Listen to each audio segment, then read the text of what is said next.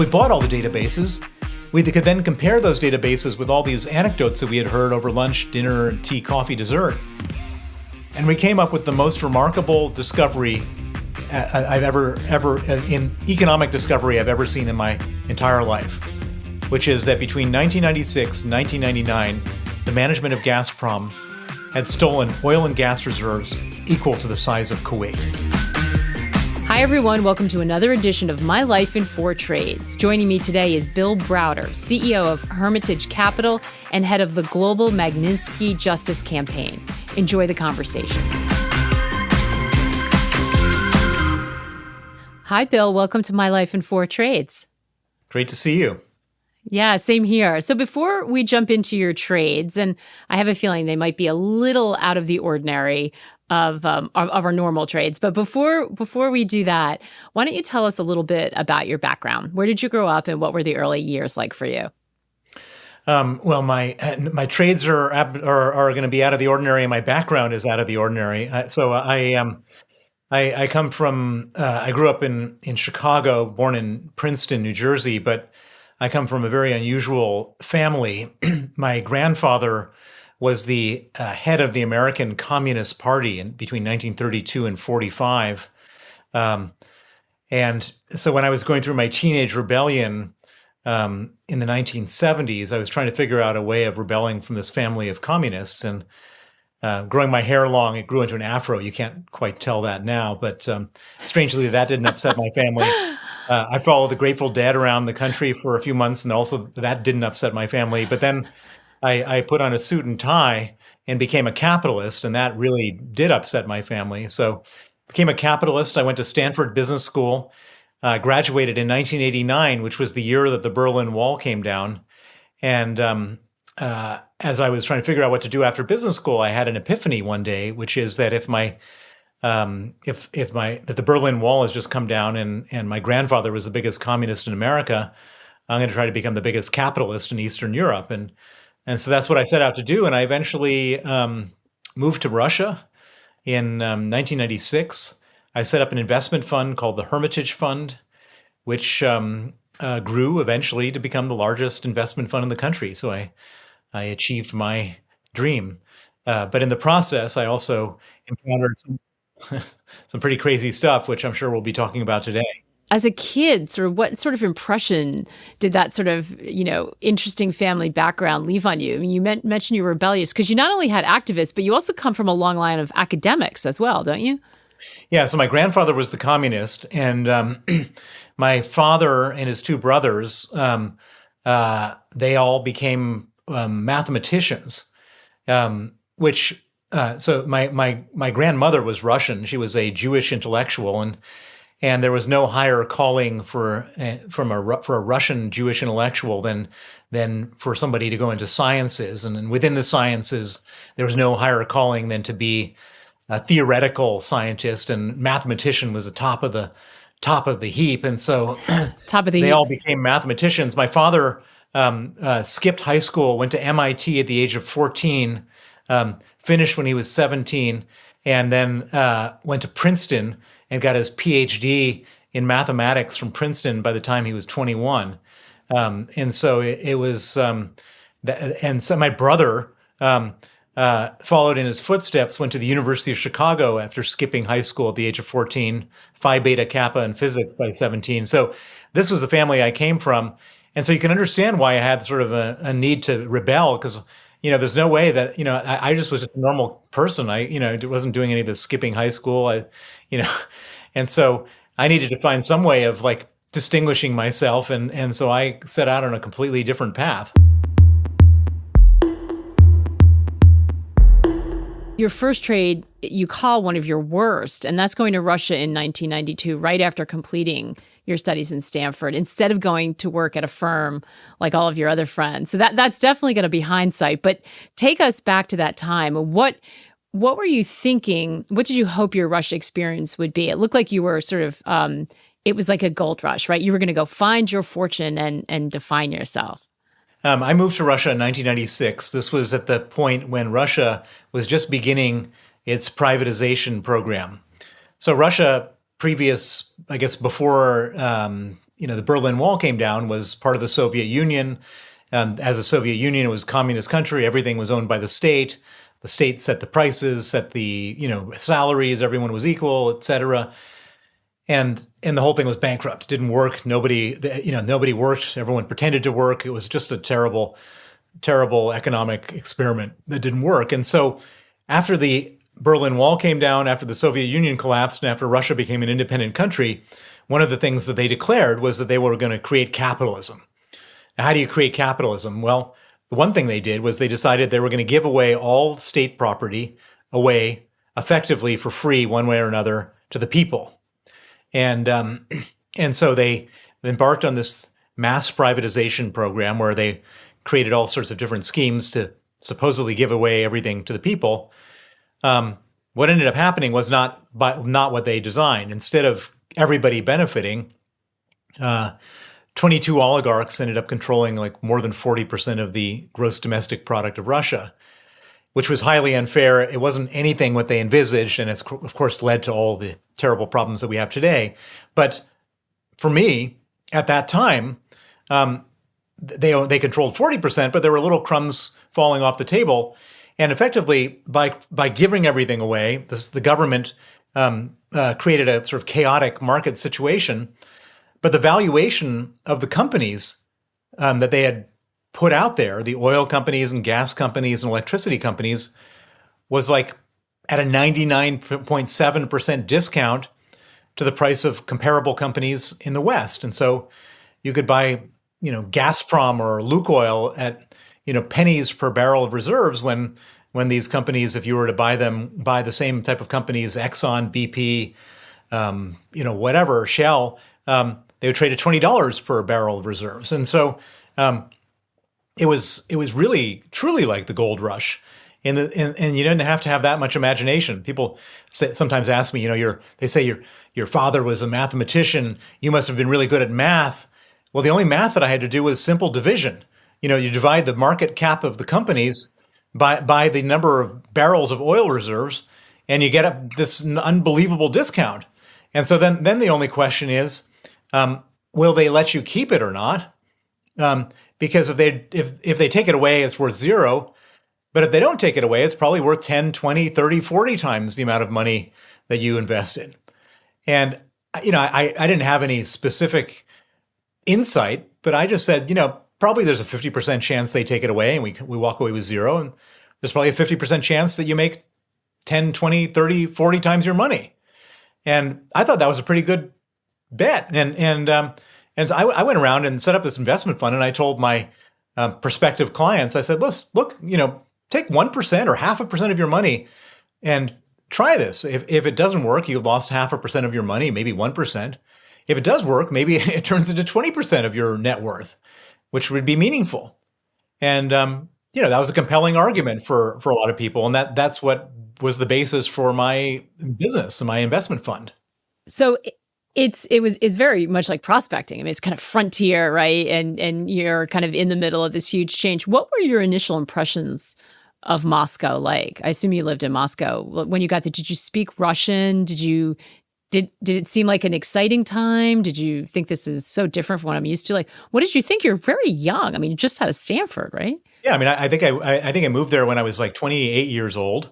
It was total dangerous chaos. People were getting killed left, right, and center by criminals. I mean, everybody, people ready to kill for $5,000, and there's a lot more than $5,000 sort of sloshing around in these markets.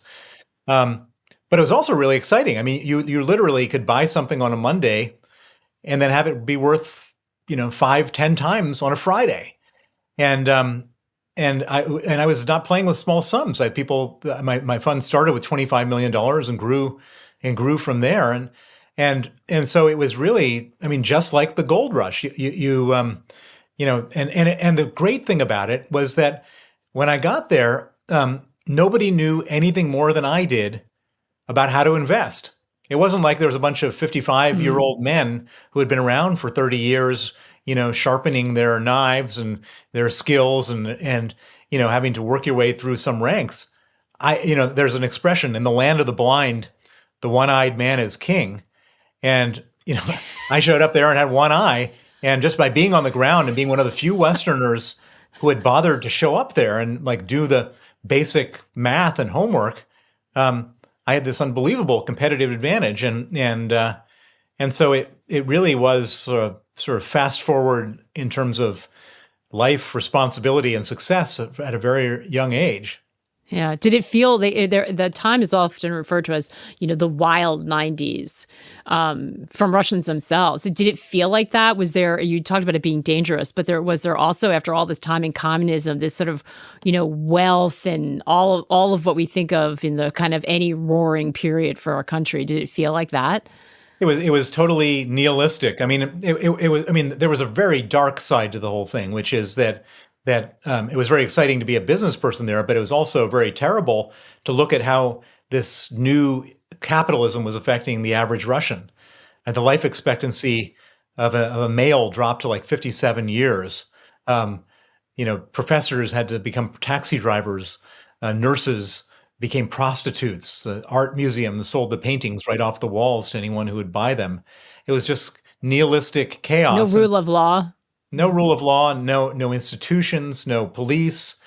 I mean, it was, and it was very hard for almost everybody there. And in a certain way, the chaos of the 1990s. This was the period when Boris Yeltsin was president. It created this opportunity for a very small number of people to get very, very rich. And most everybody else suffered profoundly, the most profoundly. Just nothing there was no food, there was no safety, there was nothing. And it was hard to feel anything other than, really sadness and disgust for the Russian government and the way that they were set up this thing for the people, and sort of everybody in Moscow, myself included, was like longing for somebody to come in and fix the situation, to take away this power from the oligarchs and bring it back to normal. And that was the feeling that everybody had in Russia. Did you consider leaving, like when you saw that this was going on? Because, it wasn't just like 1 year and then there was a solution. This went on for quite some time. Well, I mean, so my reason for being there was to be an investor.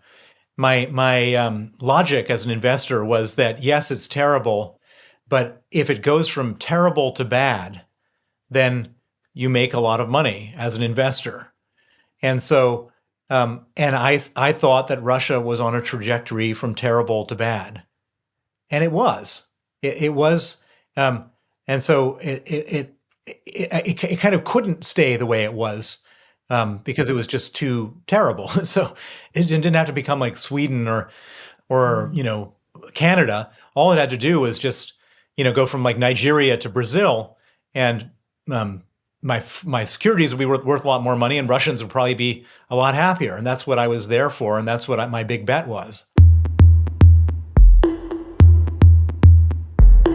So we talked about that being your worst trade, but we're just going to put that off on hold because I think we can circle back at the end and discuss why it turns out to be your worst trade. Because for the moment, it's kind of your best and worst trade because there is this, even though it's against the backdrop of it being very dark, you're doing very well. And so I think that takes us to your second trade, which is one of your best, and it's very specific in 1997, Sedanko Russian Oil Company. So sort of give us the backdrop or set the scene for us. You've been in Russia, for several years now. How did you get involved in this trade, and how successful were you at this point? The oil companies of Russia were trading at this unbelievable discount to the oil companies of the West. That was the basic premise. So I set up on the ground in Moscow, and I discover something even better than that, which is that most investors only had access to one or two Russian oil companies, which were the ones that were researched by the brokerage firms that were set up in Moscow. They decided to do research on the shares that had the most free float, that were trading the most, because they could make most commissions by buying and selling those shares. But there was many more than two oil companies. There was like 30 oil companies in Russia. And so because I was on the ground, I wasn't reliant on anybody. I started to go around and visit them. And so I start to visit these oil companies, and I come across this one oil company called Sudanco. And Sudanco was very similar to Lukoil, but in terms of the amount of oil they produced and the and all the sort of general features of it, but traded at a 90% discount per barrel of reserves to Lukoil. So Lukoil's trading at like a 99% discount to the Western oil companies. And I found something that's 10 times cheaper than Lukoil. Why was it cheaper? Well, there was not a whole lot of free float. Only 4% of the shares traded on the secondary market. 96% of it was held by one Russian oligarch.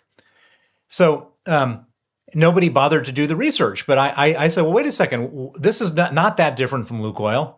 It trades at this enormous discount.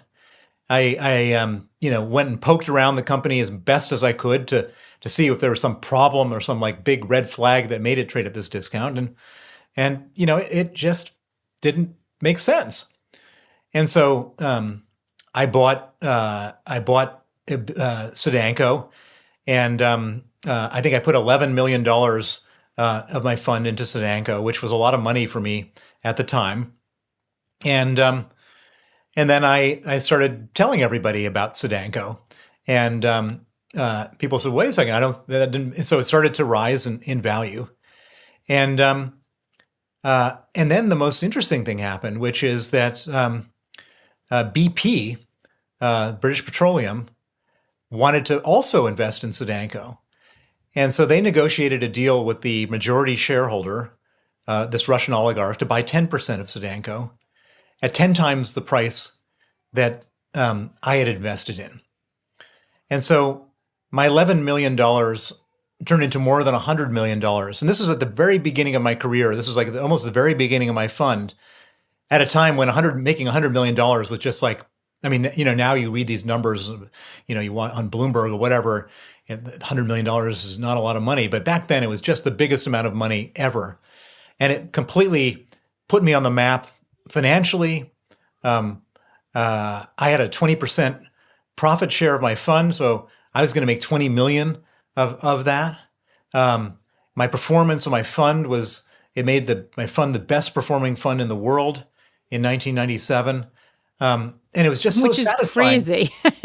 It was just so satisfying to have like bet big and bet right, and have it just, in every different way validate my thesis that Russia was cheap, and because I was on the ground, I could find things that were even cheaper.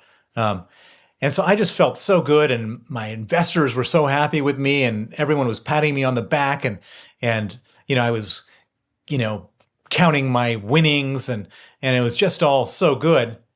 And then all of a sudden, I discovered the first really dark experience that I've had in Russia, which is that the majority shareholder, a guy named Vladimir Potanin, he was the guy who owned 96%. He sold 10% to BP. For some reason, he wasn't sort of licking his lips with satisfaction about how he had made 10 times his money selling to BP and still having 86% left. Somehow it just bothered him to no end that I made all this money. And he just couldn't get over it. And there's this famous Russian proverb. It's about a magic fish. And so let me just tell the story really quickly, because I think it demonstrates what happened here. So the story is about some villager comes across this magic fish, and the magic fish jumps out of the water and says, "Congratulations, you found me.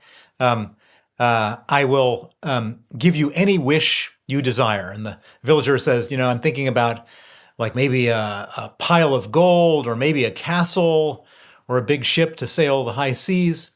And the fish interrupts the villager and says, "There's one caveat. Whatever I give you, I got to give two to your neighbor." And at this point, the villager said, "Well, then it's real simple. Poke one of my eyes out." Because he wants the neighbor to have two of his eyes. Gosh. This is a real Russian proverb. That is brutal. And this is how Russia is. It's like, the people don't worry about like their own success. They just don't want their neighbor to be successful, and so it just bothered him profoundly that I had made all this money, and so he organized a share issue. In which they were going to increase the capital of the company, issue a whole bunch of shares, sell it to themselves at a huge discount to the market, and effectively steal like 75 or 80 million dollars of the 100 million dollars that I made. And this guy was a Russian oligarch, one of the biggest Russian oligarchs, one of the most powerful Russian oligarchs. So I'm sitting there, and my entire success has now been completely destroyed. He wants to take away all of the stuff. He wants to, and not only that, but it would ruin my reputation. My business would probably collapse. I would fail. I would have to leave Russia with my tail between my legs. And so I had to make a decision. What am I going to do? And I decided that I was going to fight him. And nobody had ever fought an oligarch before, and I didn't really know how. And so I gathered up my team, and we made a made a war room in our conference room, put up white paper on the wall, and I said, we need to come up with ways in which we cause this guy economic pain every day. We need to do 3 things a day to cause this guy economic pain, or we haven't had a successful day. What are some good ideas? And we sort of filled up the wall with ideas, and we got to work. And the first thing I did was I went to the all the other investors, all the other Westerners who had done business with this guy, who were doing business with this guy, and shared with them a PowerPoint presentation showing how he had just ripped us off, and said, "You're next." And they all started calling up. And these were big names, Soros and Harvard University Endowment and all sorts of big financial institutions. They all called him up, and they said, you can't do this. This is just not how things are done. And this infuriated him. And he had one of his I was gonna say even more. he had one of his underlings call me up and said, "Bill, you're not playing by the rules." And I said, "Well, if you think I'm not playing by the rules now, wait till you see what I'm going to do next." And by the way, at this point, I had hired 16 bodyguards. I had a lead car, a lag car, a side car, everyone fully armed, a guy with a submachine gun sitting in my living room. I was ready, I was ready for whatever was going to come my way, and I was not going to back down. And so the next thing I did was I went to the media, and I got the Financial Times to write a big story about how he was ripping us off, and they were looking for a big oligarch story. And so they write this story, and he becomes even more infuriated, and he holds a press conference, and he says, "Bill Browder is a terrible investor. His clients should take their money away from him immediately. He should have known I was going to do this to him." At this point, there's every newspaper starts to write about it. And at the time, there was a securities regulator that hadn't ever regulated a single security law. But I created such a scandal that he was forced to step in. And after a couple more big articles, he canceled this dilutive share issue, and I went back to being whole. And I beat an oligarch, and I survived. And that created several things. One is it got me back whole financially. But secondly, it gave me a sense of confidence, and which we'll talk about what it did to me later, to start doing this again. Did you feel at that point that it was the Russian oligarchs that were kind of poisoning the system and behaving badly, or did you see this as a problem throughout the government as well, as a sort of state problem? Well, at that point in time, it was an oligarch problem exclusively. The oligarchs controlled the state. The state didn't function the way a normal state functions. The oligarchs controlled everything. And so they were like the complete devil, the ruining everything for everybody and ruining it for me. And I thought, these oligarchs, were such sort of chest thumping alpha male on steroids characters, but actually they weren't. When push came to shove, they were not omnipotent. And so I decided to, go for another one. Why not take that win and leave?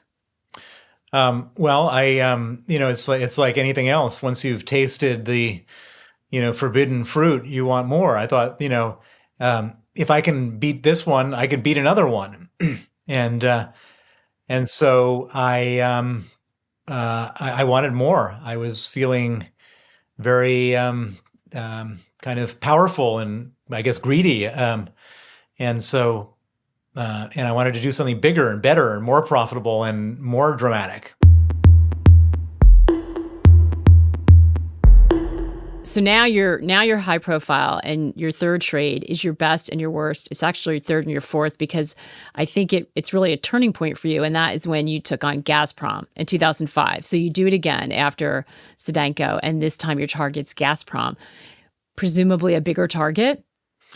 So Gazprom was a much bigger target. Gazprom is the largest company in Russia, the largest oil and gas company in the world by a factor of 10. Gazprom in 1999 traded at a 99.7% discount to Exxon per barrel of hydrocarbon reserves. At that point in time, everybody assumed that every last cubic meter of gas and gas reserves was stolen out of the company.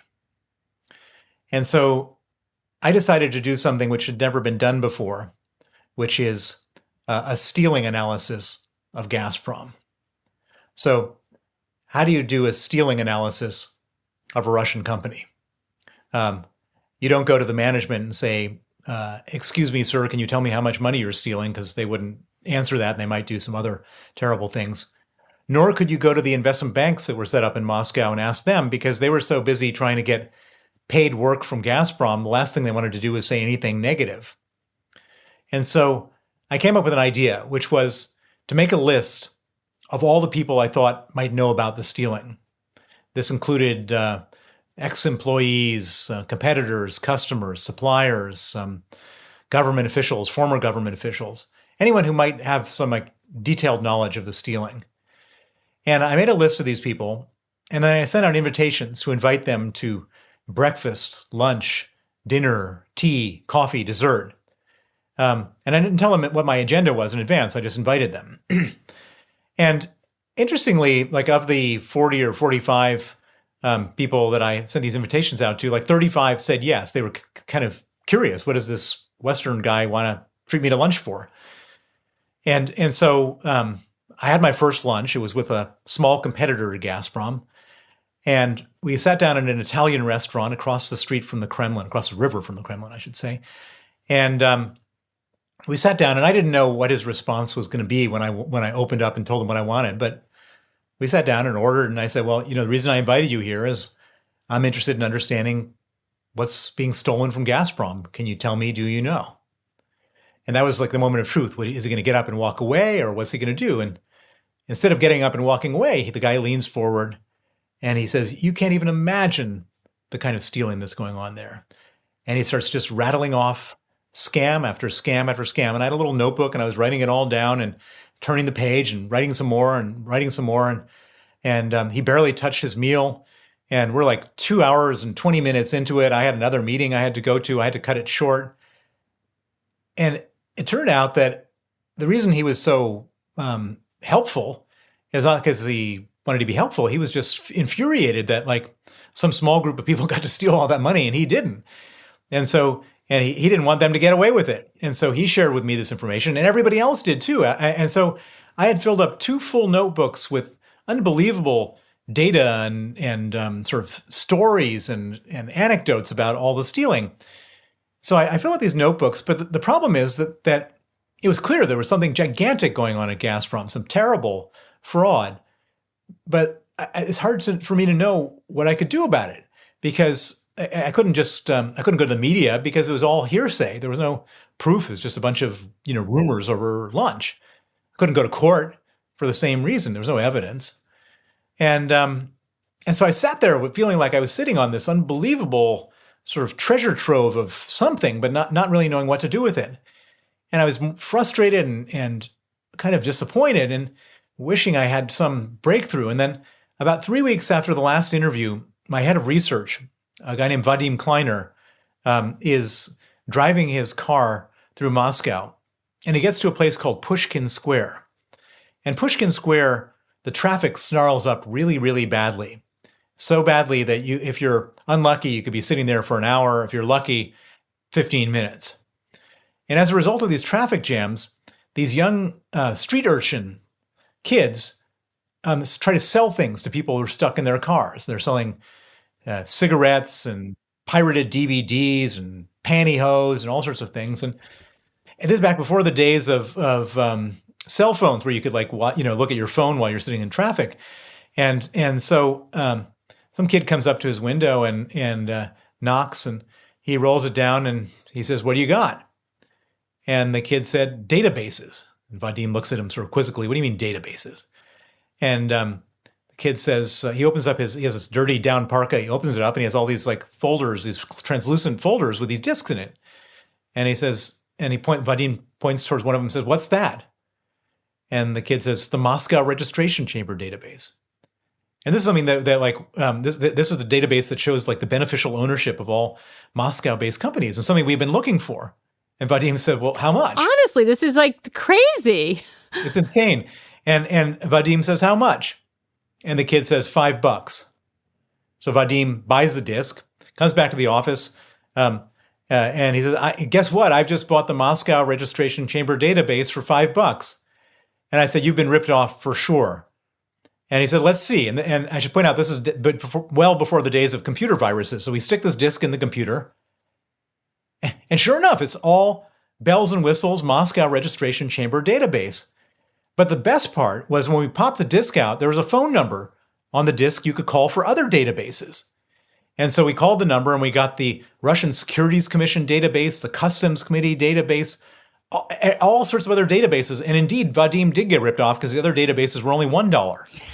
And so basically what had happened is in Russia, the guys working in the ministry, as the most bureaucratic country in the world, they're not being paid anything. And so they're putting up all this information for sale. So we bought all the databases. We could then compare those databases with all these anecdotes that we had heard over lunch, dinner, tea, coffee, dessert. And we came up with the most remarkable discovery I've ever in economic discovery I've ever seen in my entire life, which is that between 1996 and 1999, the management of Gazprom had stolen oil and gas reserves equal to the size of Kuwait. So remember, there was a war fought over oil and gas reserves the size of Kuwait in Kuwait, the first Gulf War.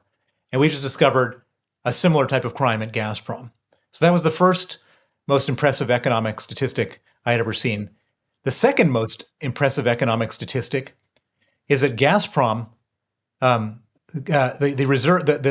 reserves the size of Kuwait only represented 9.65% of Gazprom's total reserves. In other words, 91% of the company is still there. Now, this is a company that's trading at a 99.7% discount because everybody is assuming everything has been stolen. And we could now prove effectively scientifically that almost everything is still there. So as an investor, what do you do with that? You back up the truck. And I bought as much Gazprom as I could get my hands on. I made it my single largest investment in the fund. I then did something very interesting, which is that instead of just leaving it as it is and waiting for the world to discover this, I shared it with the Financial Times and the Wall Street Journal and Business Week and New York Times. They each wrote a story. On the back of those stories, then the Russian press wrote stories. On the back of those stories, then the parliament began debating whether it was a good thing or bad thing for these assets to be stolen. More stories. On the back of that, the management had hired an accounting firm, PricewaterhouseCoopers, to write a report saying it was a good thing for these assets to be stolen. More stories. And by the time we were all done, there was like 500 stories. And then Vladimir Putin, this is in 2001, he was newly sort of elected president. He steps into the fray and he fires the CEO who was doing all the stealing and replaces him with a new guy whose job it was not to steal assets. The guy could steal everything else, just not assets. But just making the announcement that no more assets were going to leave the balance sheet of Gazprom, the share price doubled. And then it doubled again, and it doubled again, and it doubled again, and doubled again. And it kept on doubling and doubling until the share price was up 100 times from when I first started this whole campaign. 100 times. And this was my biggest investment. It's not some micro cap, venture capital thing. This was the largest company in Russia, 100 times. It was, I made billions of dollars. It was just the most unbelievable trade of all trades. Not just my best trade, but anybody's best trade. It was just unbelievable. But there's a bad part of the story, which is my either third or fourth, depending on how you want to define it. It's the fourth, yeah, because it's like the flip side of this. By the way, it's very often in this podcast that people's best trade is also turns out to be their worst trade, or vice versa. So you're sitting on billions. Is it realized gains or is it paper gains at this point? So here's what happened. So the people who were doing all the stealing that I was exposing, and by the way, I kept on exposing the stealing, not just that year, but after the new guy came in, and the people who were doing the stealing started getting really angry with me, and so in November of 2005, after I'd been living there for 10 years, and I was now sitting on a fund worth $4.5 billion. I'm flying back from London to Moscow from a weekend trip abroad, and I'm arrested at Sheremetyevo Airport. They arrest me. They put me in the detention center of the airport. They keep me there overnight, 15 hours. And then they deport me the next day and declare me a threat to national security.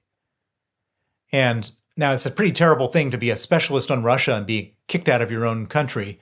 But I understood that the Russians could go a lot further than that. And so I looked around and said, what else could they do to me? And they could arrest my people and they could seize my assets. And so what did I do?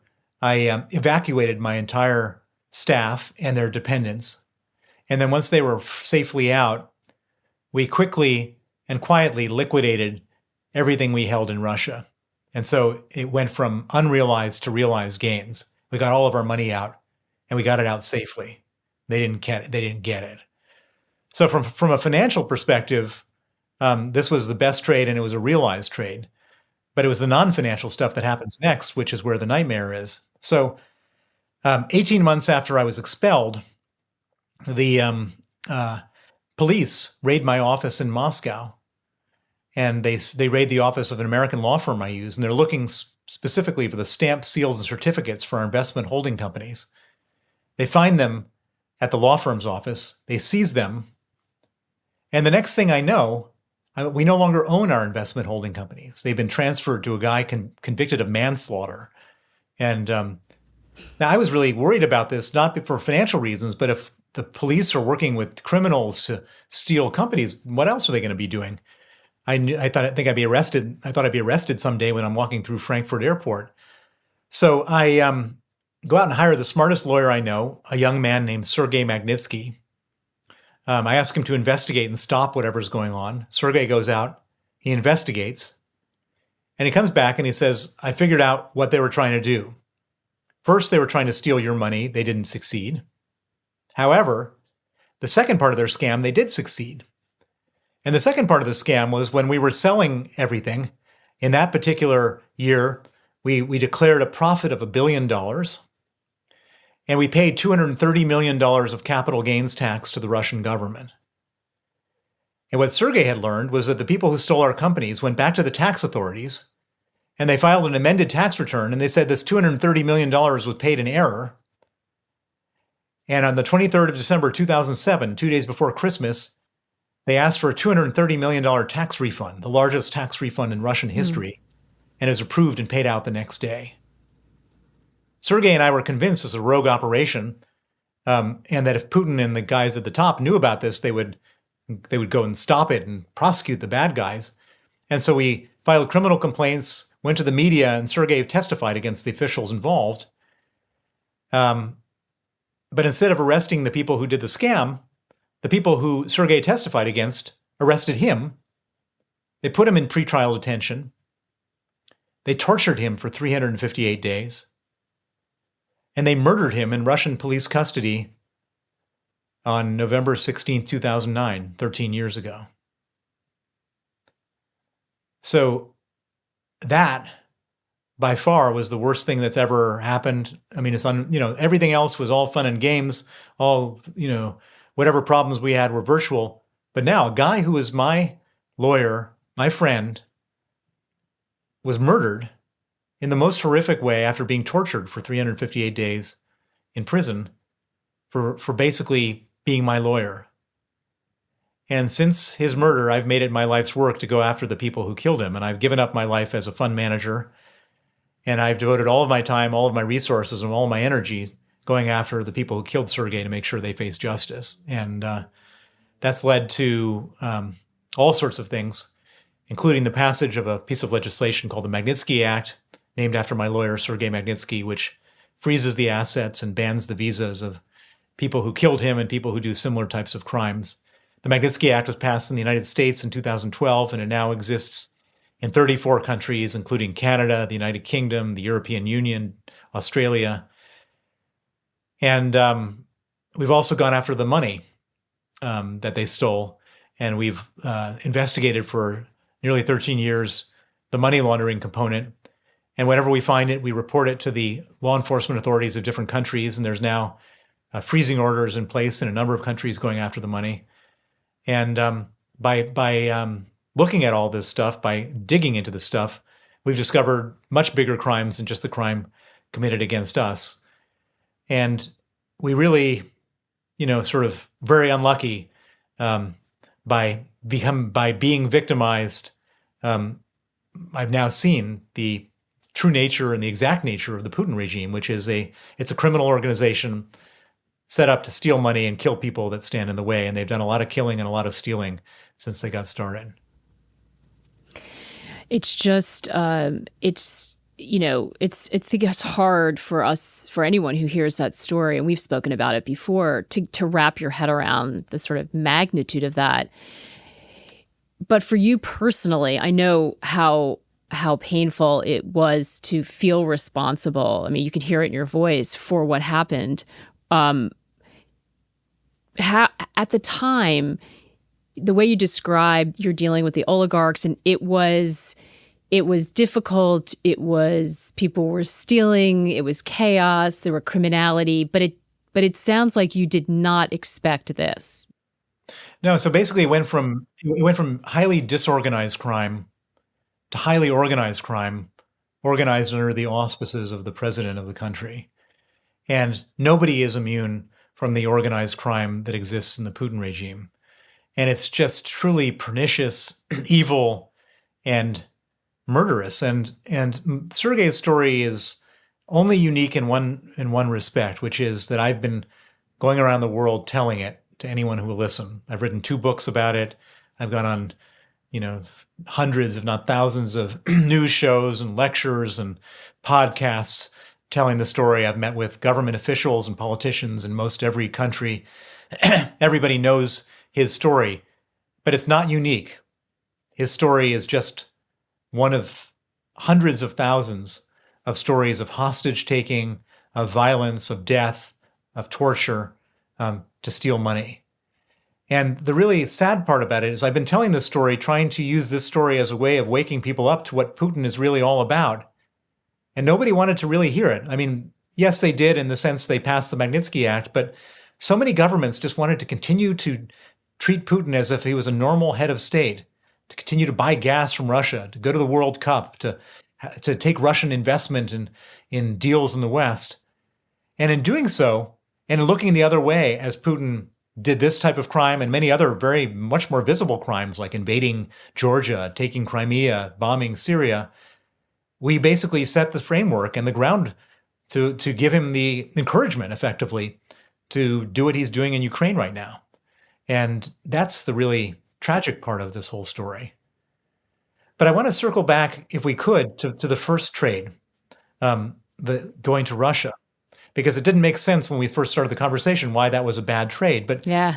people ask me, and they say, what would you have done differently, Bill?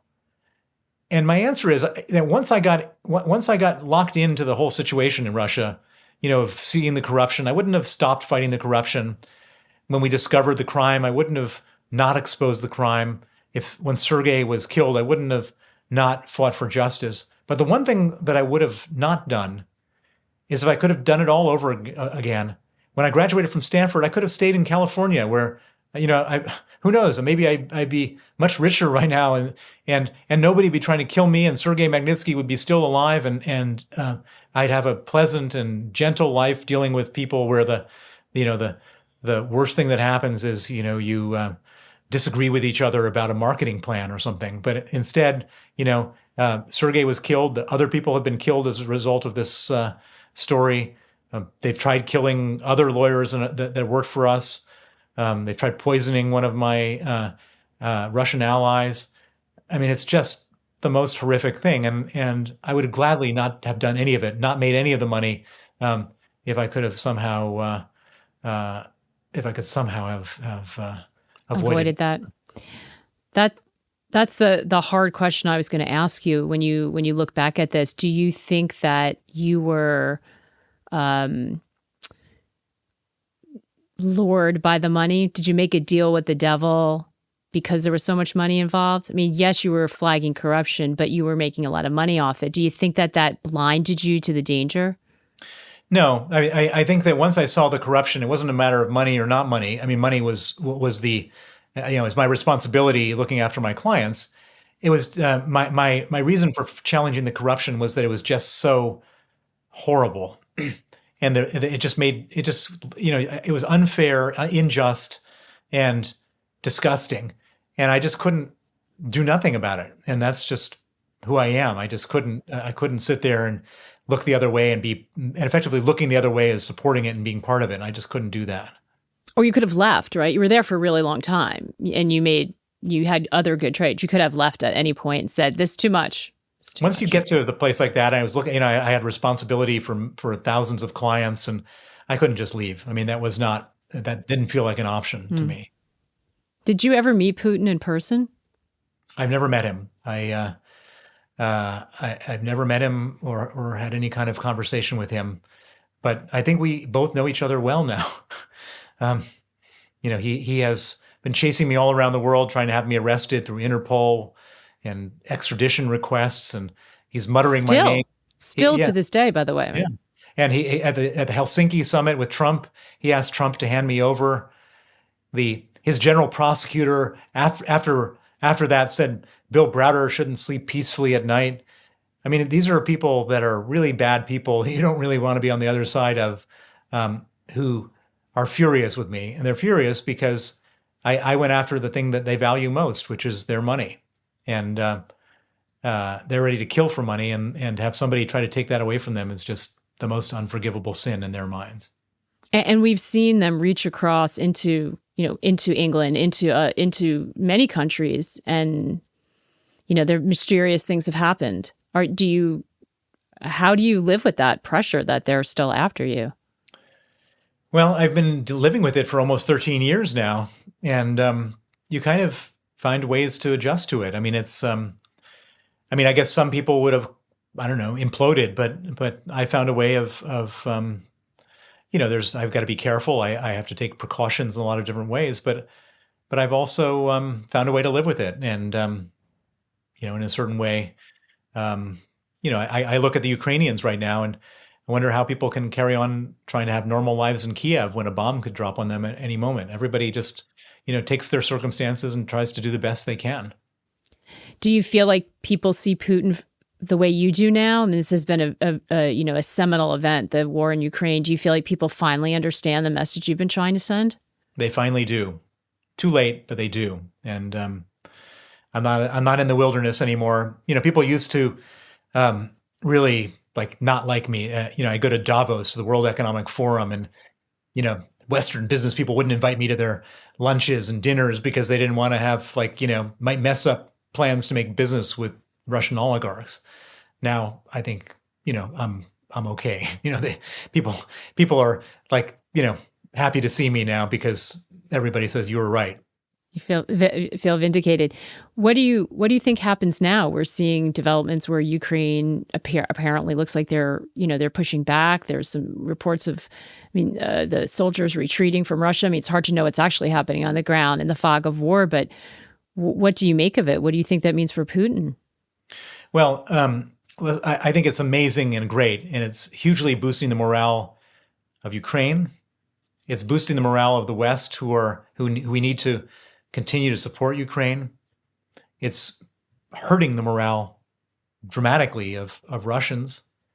But I should caution everybody that this is a very small proportion of the territory that Russians have taken that's been reclaimed. It's like less than 10%. And Russia has a huge amount of resources, troops, and malicious intent. And I know Putin real well, and he doesn't take humiliation well. He doesn't do humiliation well, and he will escalate. And so we have to, pat ourselves on the back and root for the Ukrainians and feel good about it, but understand that this is a long war. I doubt profoundly that this is the end of the war. It'd be lovely and amazing if it was, but I think this is just, a good blip in the right direction. But, this is going to carry on, unfortunately. Is this problem a Putin problem, or do you think it runs deeper into the Russian psyche? So say Putin goes somehow. Is any chance the person who replaces him is a new start for Russia, or could it be worse or the same? I don't think it'd be worse. It all depends on how Putin goes. If he's eliminated in a popular uprising, then Alexei Navalny can become the next president of Russia.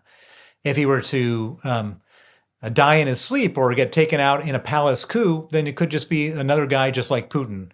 It's I don't think there's anyone worse than Putin. I think he's as bad as you get, and we shouldn't worry about that. But it really depends very much. But one thing I can say is if the Ukrainians do succeed in getting rid of Russian troops on their territory, Putin will be gone. Bill, I got more questions, but we're out of time. So I'm just going to say thank you so much for being on the podcast. It was fantastic to catch up with you again. Great to see you. Thank you for the great questions, and hope to see you again soon. All right, that's a wrap on this week's edition of My Life in 4 Trades. For more on the series, visit realvision.com/My Life in 4 Trades. Make sure to use the numeral 4. Hey everyone, thanks for watching. If you like this show, you're going to love Real Vision Essential. At Real Vision, we talk to the most successful investors in the world and deliver videos that make finance interesting. It's all about helping you become a better, more confident investor. Now, we could dress that up in fancy marketing buzzwords, but it's really that simple. Oh, and right now, you can join Essential for $99 for a full year instead of the usual $239. Visit realvision.com/essential99 to join the Real Vision community. That's realvision.com/essential99.